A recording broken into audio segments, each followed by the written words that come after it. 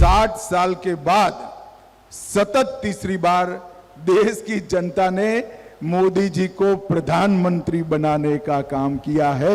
मैं आपको विश्वास दिलाकर जाता हूं, ये विपक्ष को जो चैं-चैं करनी है करने दीजिए, आप चिंता मत करिए।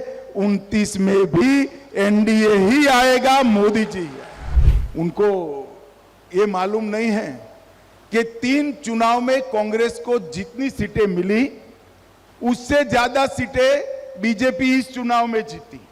न केवल सरकार 5 साल पूरा करेगी, अगली टर्म भी इसी सरकार की है। विपक्ष में बैठने की तैयारी रखना और ढंग से ऑपोजिशन में काम करने की पद्धति सीख लेना।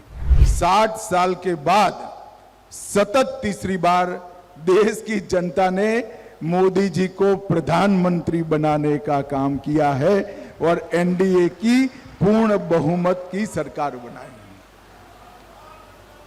60 के दशक के पहली बार कोई एक व्यक्ति, कोई एक संगठन, कोई एक दलों का समूह पूर्ण बहुमत के साथ फिर से प्रधानमंत्री बन रहा है।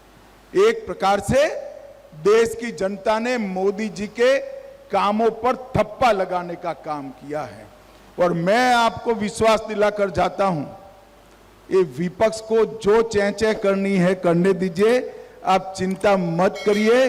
29 में भी एनडीए ही आएगा, मोदी जी।